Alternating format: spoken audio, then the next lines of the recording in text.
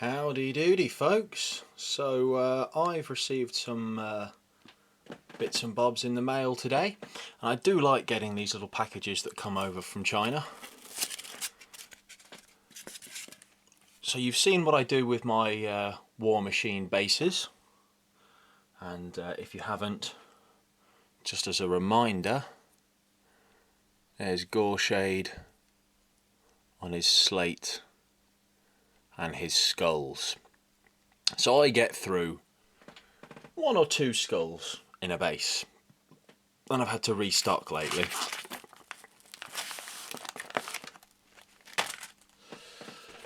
Do you think this might be enough?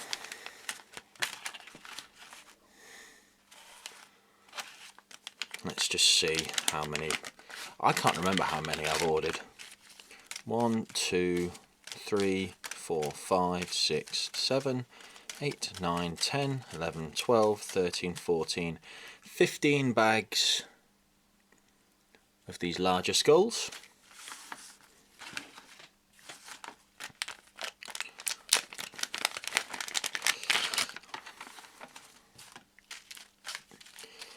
One, 2, 3, 4, 5, 6, 7, 8, 9, 10, 11, 12, 13, 14, 15, 16, 17, 18, 19, 20. 20 bags of these little fellas with the open mouths.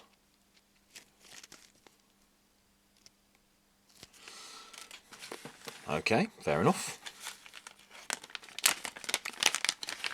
And 1, 2, 3, 4, 5, 6, 7, 8, 9, 10 bags of these smaller skulls with no jawbone. So all of these go into creating the bases that I use on my War Machine models. The other bits and components that I use obviously are the, focus back in, normal plastic bases and slate on the top here. Right, so after seeing me unpack the lovely box from China, you may notice that my cutting mat has changed slightly, filming this part of the video down in Kent. To make my bases in the way that I do, I need obviously a pile of skulls, the base, some slate that has been pounded out of, I use slate roof tiles because I have a load of them, that I've smashed into more or less the right sort of shape to just cover the base, the right size that I need. What I tend to do, as you can see there, is score along the bottom and then put it over the edge of something and then hit it really hard on one side with a hammer to try and smash it into the right sort of shape that I need. And green stuff. So what I'm going to do now is mix all the green stuff up together, and we will then start the base making. So I'll crack on with this, and we'll cut back to me in a second when this is all done and good to go. So once your green stuff's all nicely mixed in, the next thing that we're going to be doing is rolling it out into a reasonably long sausage. And what we're going to do is, on our base, we're going to put it around the edge of the base until it loops back onto itself, roughly akin to that. And you want to pinch it together so that you've got more or less a uniform height going around. More or less, not the end of the world if it's not too even. You then take your slate and you press it down gently on top, just so it starts to push the green stuff and buckle it out. Okay, so you'll have something like that. What we're going to do now is we are going to go through our pile of skulls, and we are just going to press them into the green stuff. Now the thing with this that you have to be careful of when you're pushing these skulls in is not to put too much pressure on the slate on the top, because what you'll end up doing is pushing this down on one side.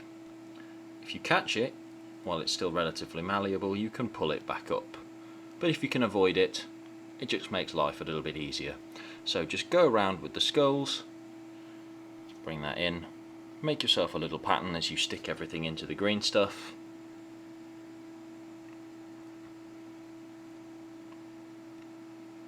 Mix up the types of skulls because I use 3 different types. Put them around each other. You don't have to have them all the same way up. You can put them in upside down, on their side, whatever the heck you'd like to do. Anything at all. Be creative, and then everyone is going to be a little bit different. So I'll go around with this, get everything in place, and then you'll see the finished result. Okay guys, so it's the next day, so which means that the green stuff has had time to set. It's got no flex, no movement in it. So as you can see, I've gone round the whole way and I've fitted all these skulls in fairly randomly. And on the top, because this is going to be for a character solo, I've put a few extra details on, so the skull and this little stack of very thin pieces of slate, just to give it a little bit more detail on the base. Painting wise, can't really go into that for you at the moment because I'm down in Kent and my airbrush is up in Coventry. But what I do is I hit the whole thing all over with the airbrush and put a base coat of camo light brown on, Vallejo Model Air camo light brown. Then over the skulls, very light dry brush, well I say light, it's a reasonably heavy dry brush of bleach bone. Then once that's dry, go over with the sepia wash to knock the bone back. Then once that's dry, another light dry brush, and this time it is a light dry brush of bleach bone over the top, all the way around, and then one final dry brush of white, very very light, just to hit the highlights. That's the bone done. Same for this skull here. On the actual rock, this is still in the brown.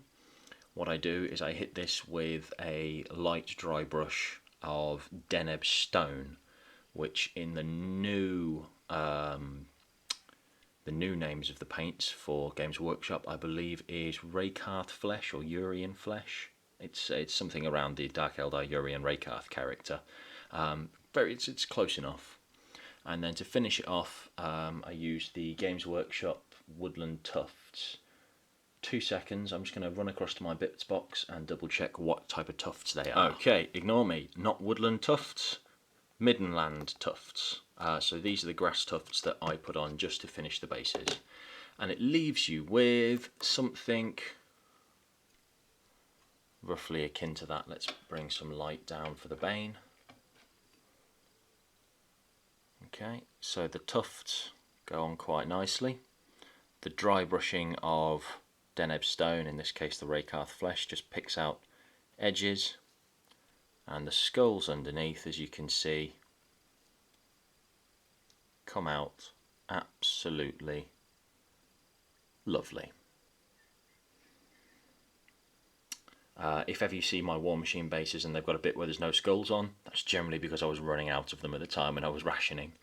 But that is how I make the bases for my War Machine models. And I'd like to say it's quick and it's simple and it's easy. It's simple and it's easy. It isn't quick. I'm getting faster at it the more that I go, but it's worth doing. This is not something that I would want to end up doing for a project like my Tyranids or my Night Lords, where there are just hundreds and hundreds of models to do. But seeing as the War Machine will be staying a relatively small project, I don't mind putting a bit more time into the bases for these. Thank you for watching, folks. That's how I make my bases. If you're curious, the links should be going below for where I order my metric tons of resin skulls from. And yeah, get creative, folks. I hope you like it. I hope to see that you're going to do it yourselves. And yeah, as usual, stay safe, and I will see you all in the very near future. Toodle pip.